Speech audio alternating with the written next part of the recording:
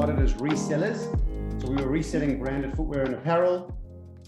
In 2019, it occurred to us that a much more sustainable, robust business model was owning your own brands. And so we acquired our first business in 2019, and then we acquired a few more in 2020. And that's when the big sort of pandemic e-commerce wave hit. We got the biggest surfboard we could find and tried to ride that wave. And so we've now acquired 32 businesses. We've got about 230 people on the team. And it's been quite a journey. So the next slide just talks about, I don't need to spend much time on this. It'll be on I think the materials are going to be shared with everyone. We all know it's a big market. Amazon third-party marketplace. If it were a country, would be the size of the Malaysian economy. It would be like the 34th biggest economy in the world. There's plenty of opportunity for everybody. And it's just a question of navigating that well. And we think the medium long-term view is that Amazon is great during a recession. It will continue to grow. Marketplaces such as Amazon will continue to have a flywheel impact effect that'll do very well. So next slide. So this slide talks a little bit about what Chris Anderson, he wrote a book in 2006 called The Long Tail. And it's an interesting model. And I thought I'll add this into here because a lot of us are going to be sharing the same information. And I thought this one might be a little different and a little interesting. I'll start, and basically the basic premise is that, big, hits, whether across industries, are giving way to micro niche brands, products, movies, videos, etc. So just to see, first of all, who's listening and just to make it interactive, how many music albums do people think, just put a number down, how many music albums do we think sold more than 20 million copies, right, ever? And I'll tell you the answer here. So there were 57 music albums that ever sold more than 20 million copies. How many of that 57 happened after the year 2000? This is where I would love you all to put in. Of the 57 that sold more than 20 million copies, how many of those happened after the year 2000? So the answer is 4. Okay, it's 2 of them are from Adele, one of them's Eminem, and one of them's Norah Jones. Okay, how many albums have ever sold more than 40 million copies? Okay, the answer is 9. And how many? And when was the latest one that sold over 40 million copies? It was 1992. That was Whitney Houston's Bodyguard. So this is so the point I'm making here is a hit album is still a hit album, but there are very, very few albums that ever reach 20, 30, 40 million copies these days. And why is that? And the reason for that is because technology has democratized the way we listen to music. It used to be the case that, the Pareto principle, the vast majority of the benefits went to a very, very few number of hits. And nowadays you have this massive long tail thanks to Netflix and Apple Music, etc. Thanks to Apple Music and Spotify, you have this massive long tail that's getting more market share. The same thing is happening in the movie industry, right? It used to be that everyone used to go to the same movies, and in the 80s and 90s, everyone saw the same movies. And nowadays you have thousands of options you can see on Netflix. The same thing is also happening in the consumer branding space. So, a household brand name is still big business, but those household brand names have continued to lose market share to this massive long tail of micro brands and niche brands, right? And consumer behavior has absolutely changed, and our view is will continue to change. And so that's great news for all of us who are really selling micro niche brands.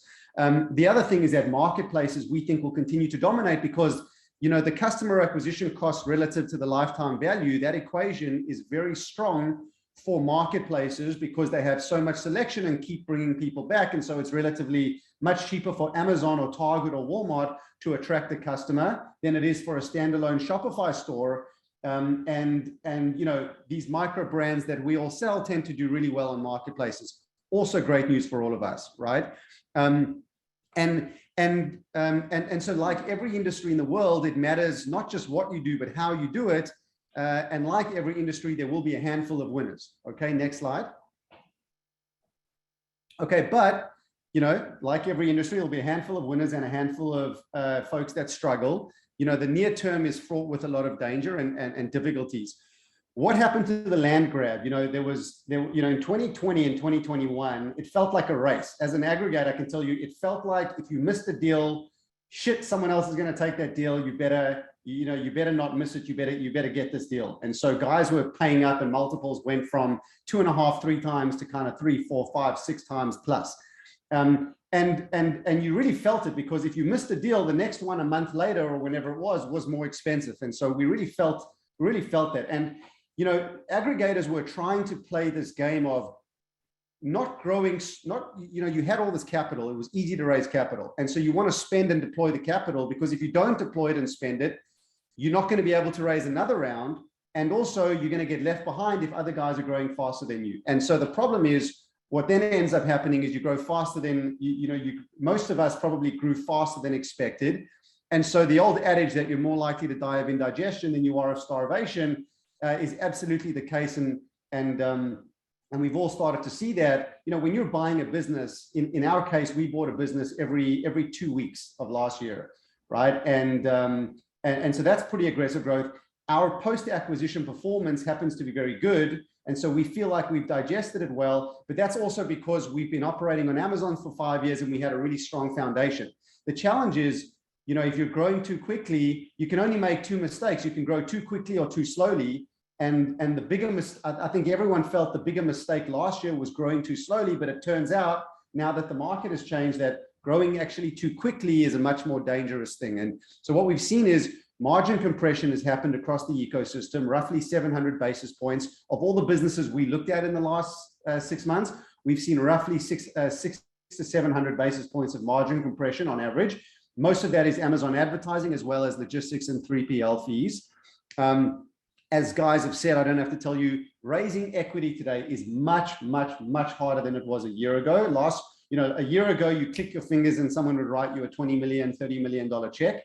And today, it's a very different situation. And so, folks, as I think Santi mentioned, folks are in a bit of a debt trap. Guys have a lot of debt, and that debt is expensive. And if the performance of the brands don't improve, the way to get out of that is to grow out of that. And so you need to keep buying businesses and getting operating leverage to grow out of that. And the challenge is, if you can't raise equity and you already have a problem with your debt covenants, aggregators can get stuck in this little trap where it's very difficult to navigate out of. And so, operating these businesses is difficult, because you've got all these sellers who are very smart and work their asses off, and sellers can work 18 hours a day. And if an ASIN goes down at, 7 p.m. on a Friday night or 9 a.m. on a Saturday morning, you wake up and the first thing a seller does is make sure that their business is doing okay, and you'll fix it if there's a problem. Whereas if you're an aggregator and you're hiring folks, who are earning whatever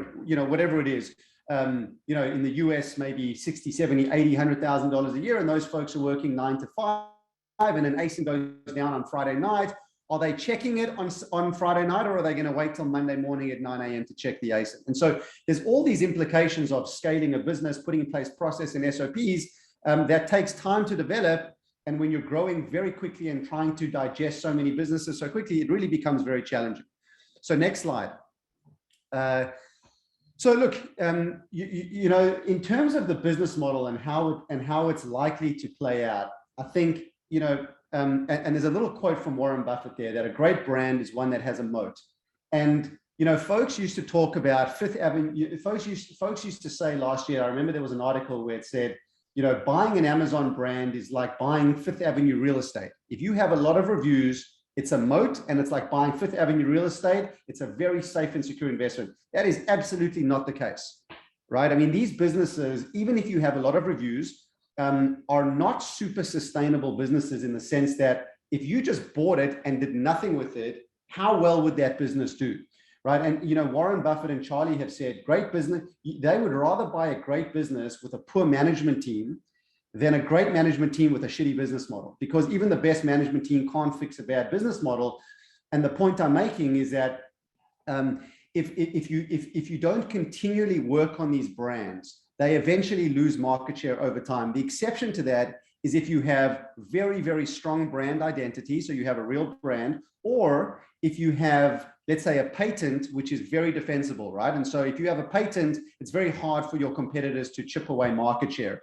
But otherwise, what we've seen is that, the lifetime value of a given ASIN on Amazon deteriorates over time. No one is quite sure, and it depends on what, the shelf life depends on a lot of factors.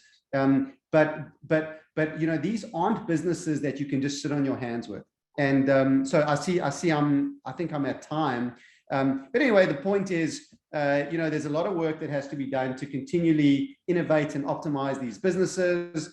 And consolidation, I think, is something that's going to continue to happen in the ecosystem, because getting that operating leverage is really important.